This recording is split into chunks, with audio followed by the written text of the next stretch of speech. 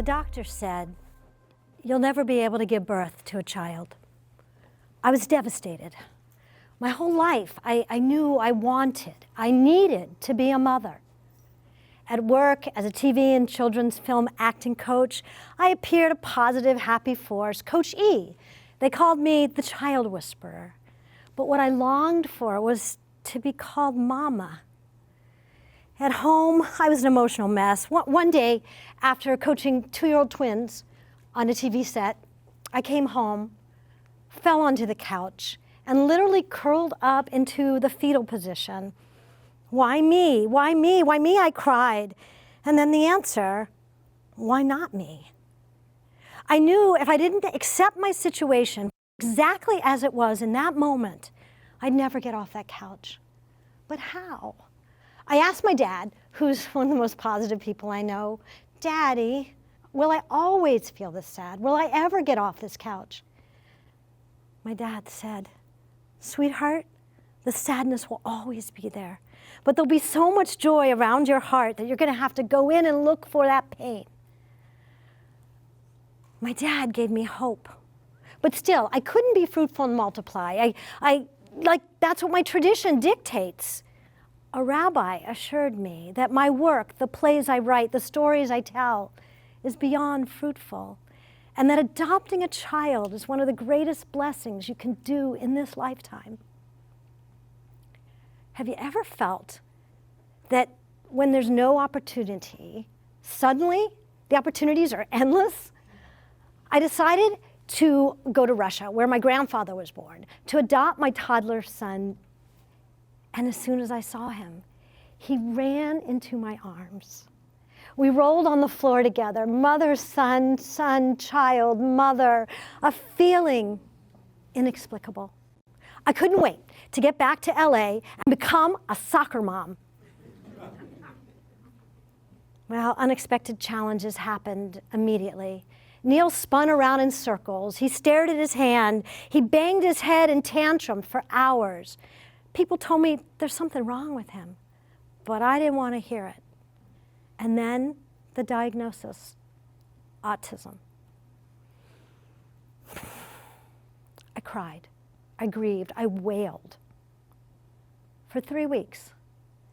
And then I got into action, determined I would cure my son. I got on the internet and I noted that at the time, 1 in 150 children were being diagnosed with autism. Today, the numbers are 1 in 59. Great, I thought. I've become a statistic. But I won't let a label destroy my relationship with my son. So, when he spun in circles, I spun with him. And we made it ring around the rosies. And when he flapped his hands like this, I'd flap too. And we'd be birds, and we'd fly around the room together. We knew joy. Traditional therapists thought that I was crazy, a Looney Tunes, that I was enabling his autism. But all I knew is when I became part of his world, we connected. And what does any mother want but to connect with their child? I found out about therapists and doctors on the East Coast who were doing things differently with autism. And they assured me that joining Neil's world, following his lead, being part of his learning that his behavior was all communication and seeing things from his perspective was exactly what to do.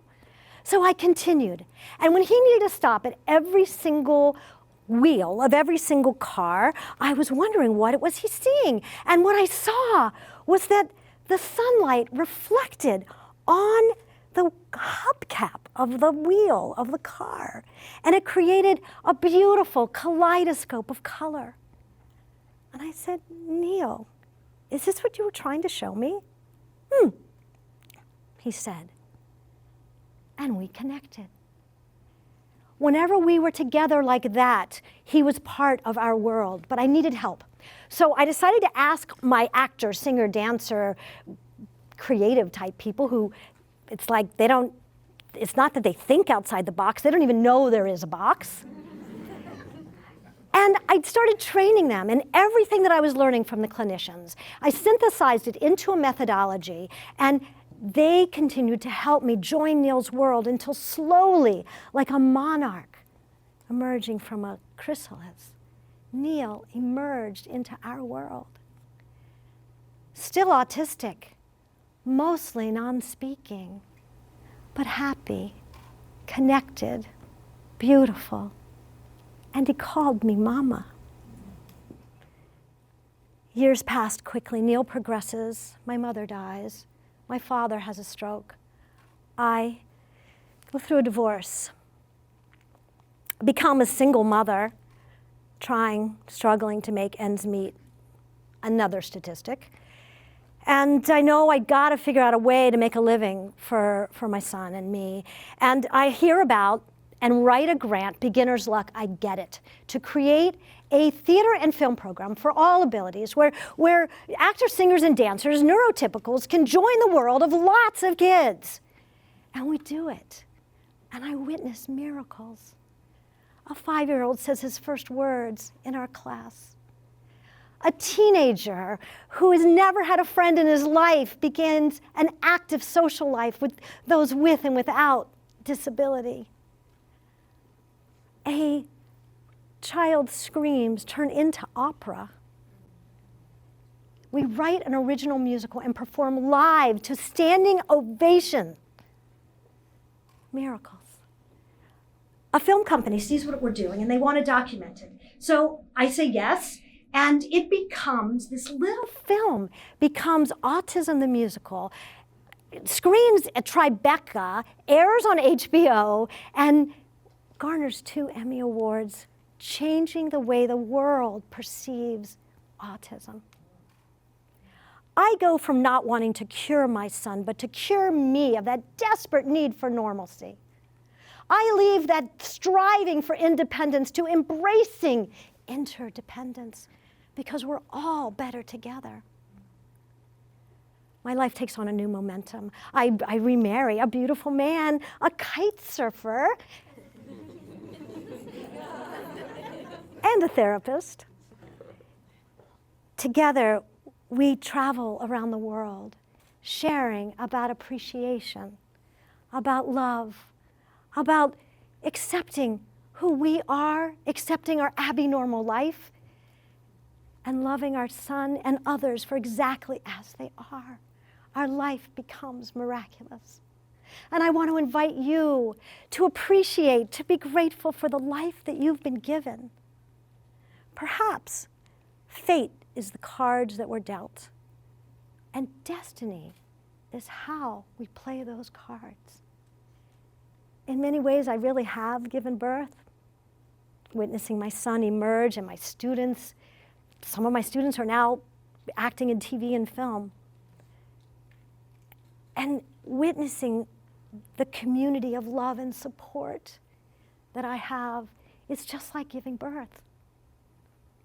You know, people say, Elaine, you know, you really know how to make lemonade out of lemons. Oh, but that's not it. You see, I love the intensity of lemons. I love the intensity of autism. My friends with autism are some of the kindest, most sensitive, honest human beings on the planet. The world really is too loud, too toxic. There's too much going on. The so-called normies try to make sense of it, and those who are neurodiverse recoil from it. Perhaps they are the canaries in the coal mine, and we need to pay attention. We need to look at the world from others' perspective. We need to cherish everyone and everything we have for who they are and what they can do, not for what they cannot. My dad said I'd find joy, and I did. It was my son, Neil, and the community I've been blessed with. Nothing in my life as I had planned it. And yet it is miraculous. To quote a Japanese haiku that was read to me at the United Nations, where my memoir was chosen, and my son Neil shared a panel with me at the United Nations. My barn burned down. Now I can see the moon.